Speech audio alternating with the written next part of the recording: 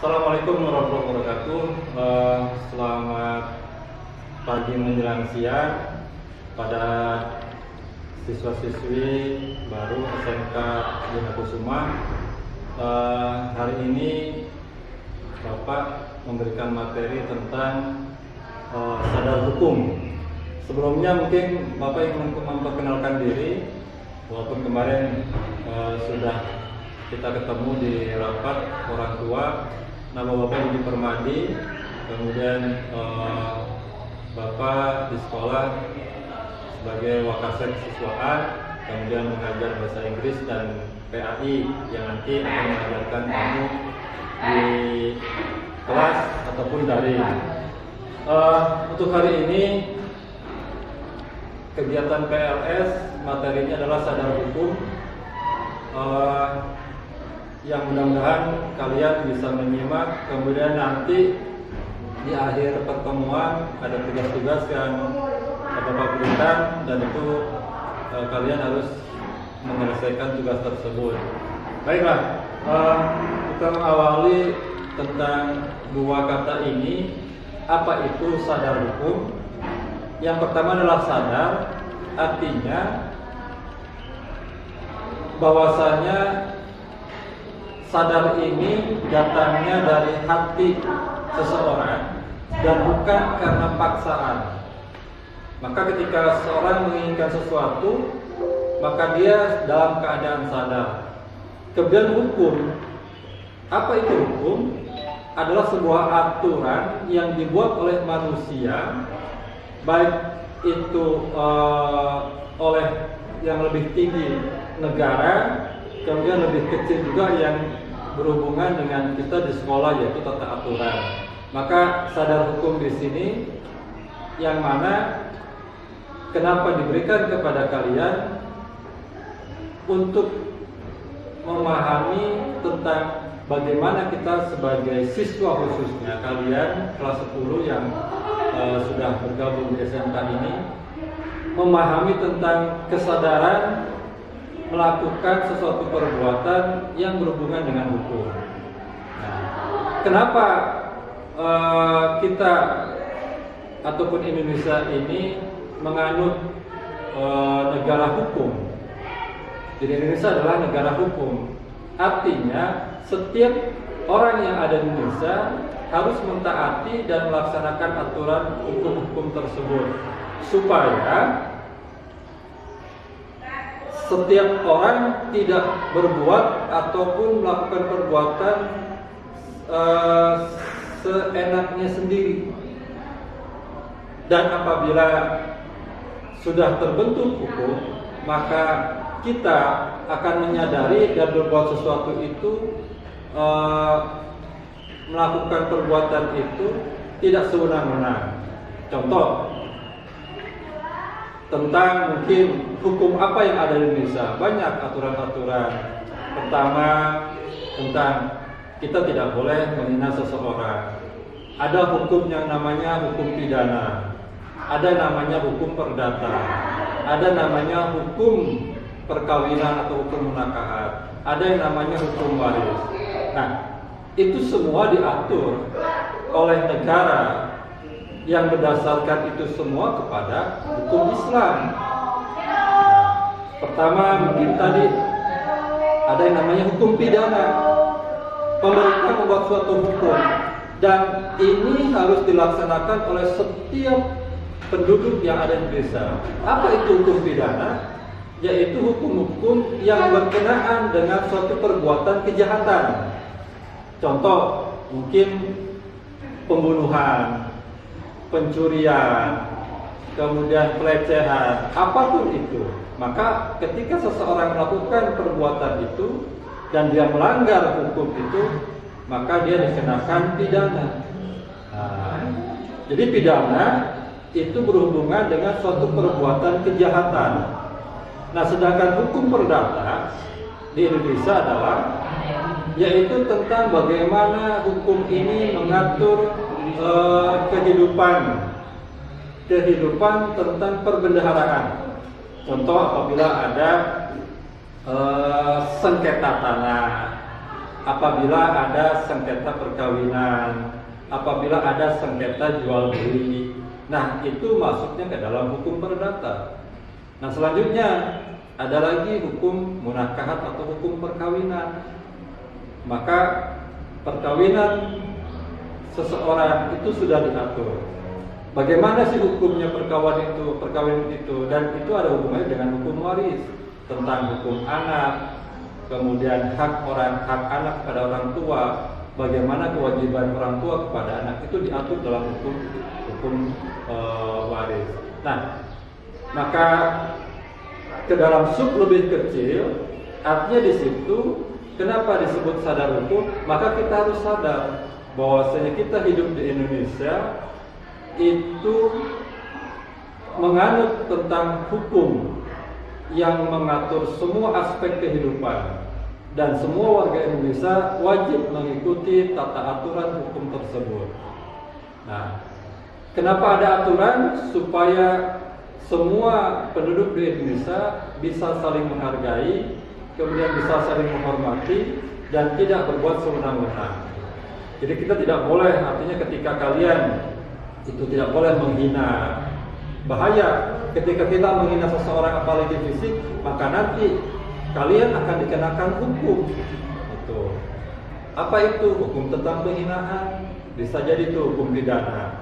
Kemudian ketika kita memukul yang tanpa sebab, maka itu juga nanti akan terkena hukum pidana. Makanya kemudian tentang obat-obatan terlarang, semuanya sudah diatur. Nah, di situ kita harus sadar. Sadar bahwasanya kehidupan kita itu tidak lepas dari tatanan hukum yang ada. Begitu juga lingkup yang lebih kecil kita di sekolah. Nah, itu. Apa hukum yang ada di sekolah? Yaitu sebuah aturan. Nah, itu. Kalau di negara mungkin ada undang-undang, ada pasal, kemudian pasal sekian, pasal sekian. Kalau mencuri pasalnya sekian.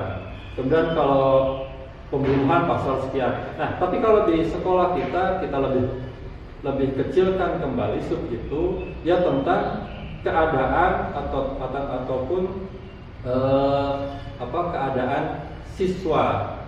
Apabila ada siswa yang mungkin melanggar, mungkin terlambat, sama ada aturannya. Oh, mungkin hukumannya ini.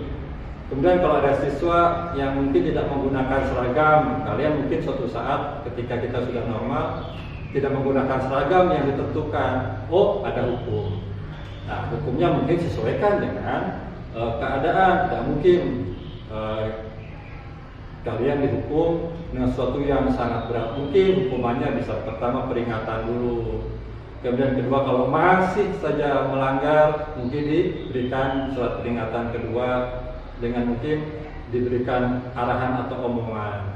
Kalau seandainya masih saja kalian menghukum, maka jalan ketiga, ya mau tidak mau tinggal pilih apakah kamu mau melanjutkan ke sekolah ini lagi ataupun kamu akan berhenti. Nah, makanya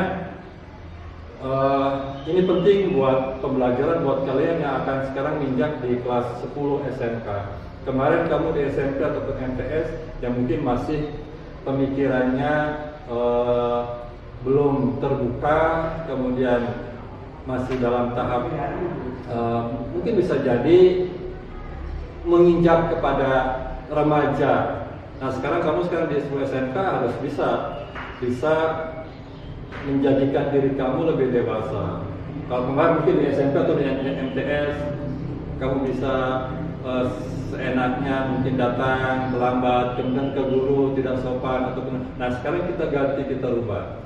Itu bagaimana di SMK sekarang bisa menghargai, menghormati teman-teman, menghargai, menghormati guru. Kemudian yang tadinya mungkin di SMP, di MTS kalau masih datang terlambat, nah di SMK mungkin lebih rajin kembali, karena sistem pendidikan ataupun aturan yang di SMP dan SMK itu sangat-sangat berbeda.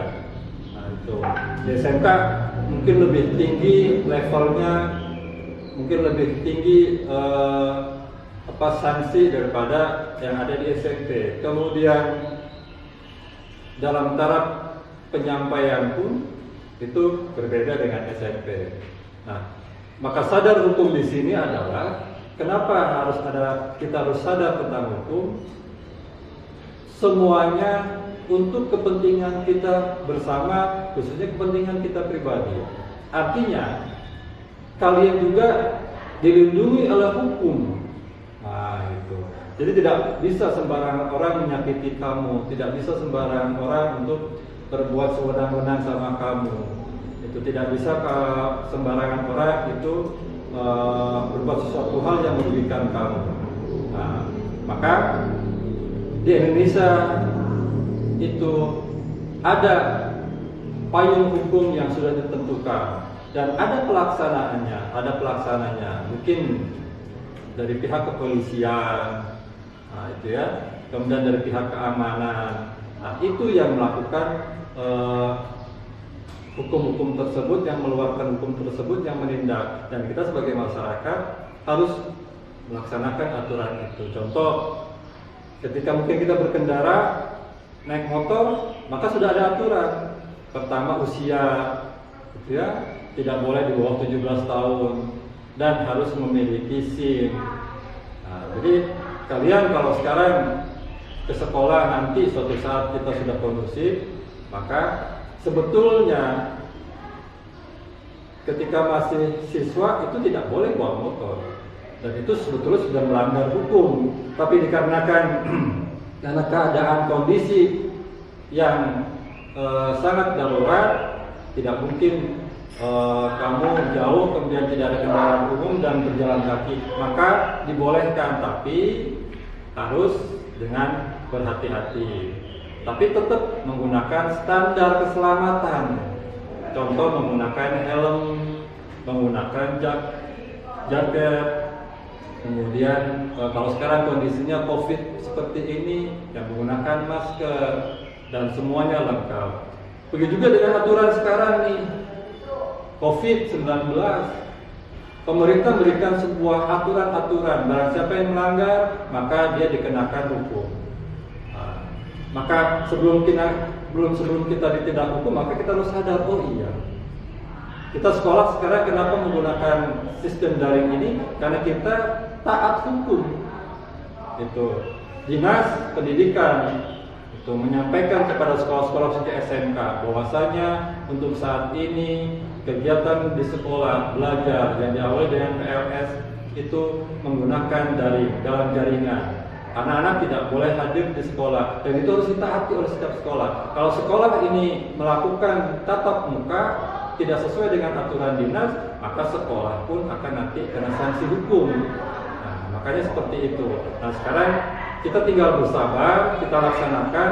Mudah-mudahan walaupun sekarang kita bertatap muka dengan jarak jauh, mungkin kamu di rumah sekarang mungkin bisa saja di kamar ataupun di mana saja, yang pasti tujuan pembelajaran itu sampai pada kalian, dan kita harus mentaati aturan yang sudah ditentukan oleh pemerintah. Barang siapa yang taat akan hukum, maka dia akan selamat, dia akan tenang hidupnya. Tapi kalau seandainya kalian selalu melanggar hukum, maka nanti akan tidak tenang. Contoh, mungkin sekarang kamu situasinya sedang di rumah. Kalau ada himbauan dari sekolah jam 7 sampai jam sekian stay dan tetap tinggal di rumah, kamu juga harus taat. Apabila kamu nanti keluar rumah, berarti kamu sudah melanggar hukum dan sekolah bisa menindak kamu. Nah, mudah-mudahan kita semuanya, khususnya kalian, akan timbul kesadaran, bahwasanya dengan adanya hukum ini kita tidak boleh sembarangan berbuat sesuatu yang merugikan orang lain. Nah, sehingga apabila kita melakukan suatu perbuatan yang merugikan orang lain, maka kita akan melanggar aturan-aturan hukum tersebut. Nah, itu mungkin sekilas tentang sadar hukum. Jadi sadar hukum intinya adalah kita menyadari bahwasanya hidup kita di Indonesia itu diatur oleh undang-undang, kemudian diatur oleh sebuah hukum yang sudah jelas peruntukannya. Maka untuk selanjutnya ada tugas mungkin buat kalian. Silakan kamu definisikan tentang yang barusan Bapak sampaikan, apa itu sadar, kemudian apa itu hukum. Nah, kemudian yang barusan Bapak sebutkan itu ada berapa, ini sebagian kecil aja, ada berapa hukum yang barusan Bapak sebutkan. Barusan itu kalau nggak salah ada 4 atau nggak 5. Nah itu ya, itu tugas dari Bapak, silakan nanti dicatat, kemudian nanti di-sharekan seperti pemateri yang lain. Demikian mungkin dari Bapak yang bisa saya sampaikan. Mari kita sama-sama berdoa pada Allah Subhanahu wa taala, mudah-mudahan kalian sehat semuanya, nanti mungkin kita bisa bertemu kembali, dan mudah-mudahan doakan sekolah semoga tetap maju dan kamu juga bisa menjadi siswa yang baik dan soleh dan solehah. Sekian, terima kasih. Assalamualaikum warahmatullahi wabarakatuh.